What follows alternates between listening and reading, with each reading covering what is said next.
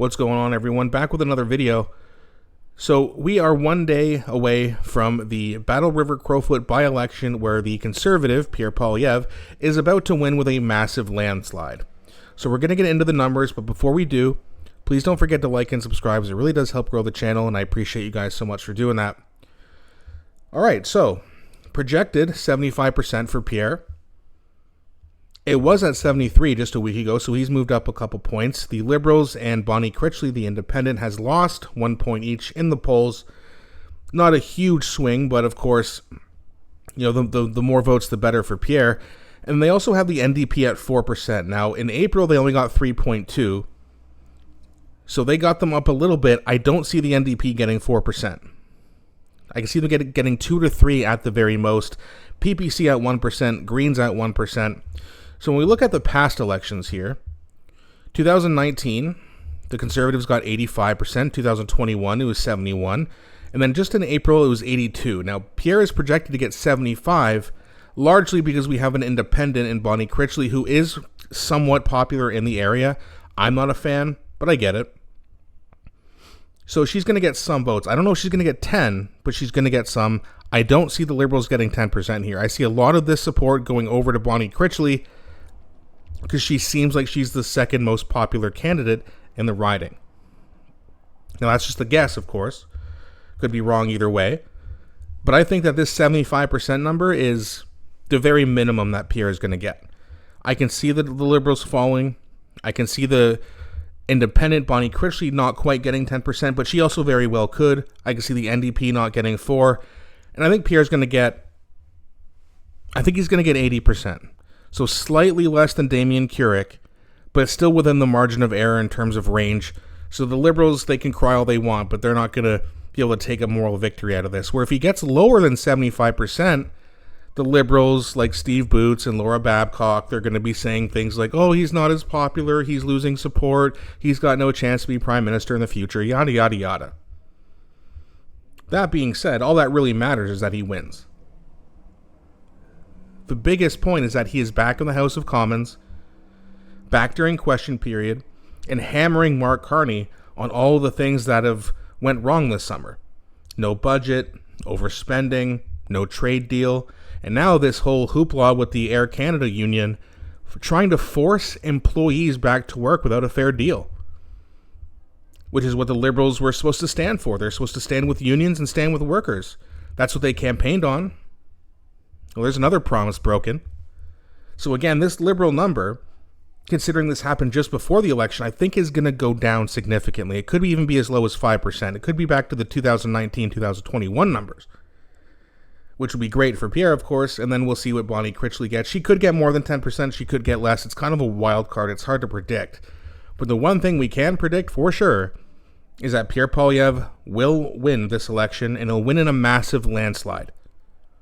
Whether it's 70, 75, 80, 85, whatever it is, it's not going to be close.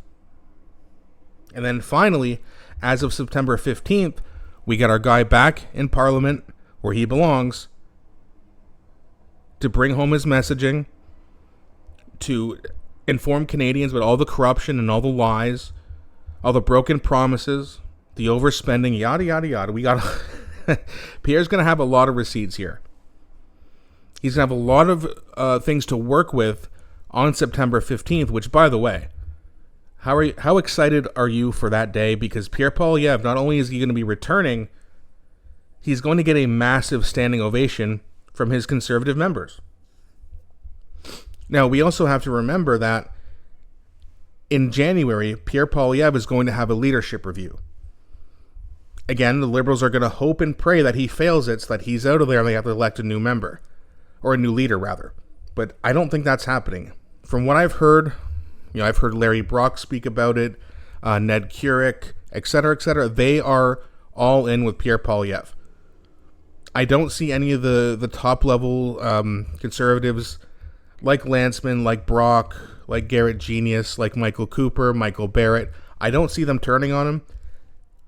Also, I know a lot of them don't speak French, so it's going to be really hard for them to be the leader anyway, where Pierre speaks fluent French. So he's got a massive advantage over anyone else who's going to potentially try to take his place anyway, which I don't see it happening.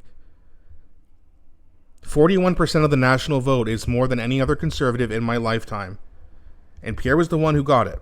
Yes, he had help, of course, from his conservative colleagues, but that being said, he is by far the most popular conservative in a long time. It's just the other side hates him so much, it kind of seems like, well, maybe he's not that popular. And, maybe he gets less than Damian Keurig in this election, so he's not. But the bottom line is, he's very popular.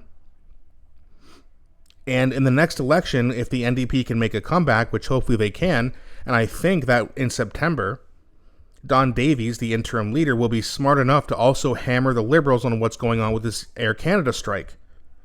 They can then come in and say, hey, we told you the Liberals aren't the people of, or the party of workers. We are.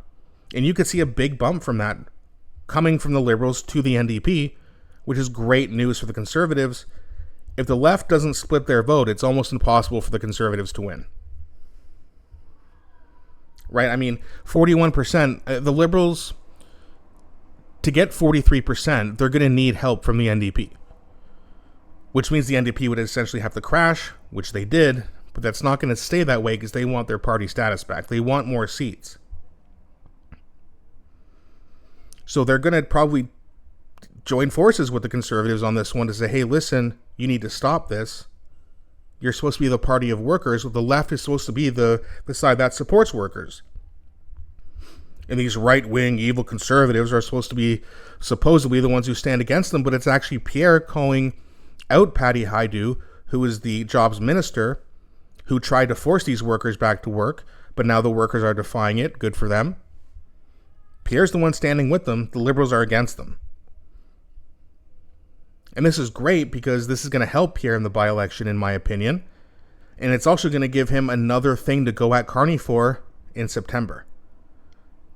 So even though Carney is not doing good things for Canada, which is bad, it helps the Conservatives, and you're going to see a lot more people with buyer's remorse, and Carney's approval rating will probably start to slip pretty drastically. Abacus has him at 50%, I believe, right now. I can see that dropping a few points when the poll starts to come out next week. We'll have to see, but it's already starting to look a little bit better for the Conservatives, and now that we have this by-election tomorrow, we can get our guy back in Parliament and start hammering home the points that will make people leave the Liberals in terms of their support. So either way, it's going to be interesting. There might be some delays because of the ballots, even though they're writing the name on the card. Elections Canada has come out and said that there could be delays. Don't know why. It's a bit sketchy, but either way, tomorrow I'll be going live covering that, so I hope you guys can join me. But also let me know in the comment section what your prediction is on this election. How big is Pierre going to win by? Is it going to be 70%, 75, 80, or higher? Let me know what you think. Thanks for watching, and I'll be back shortly with a new video.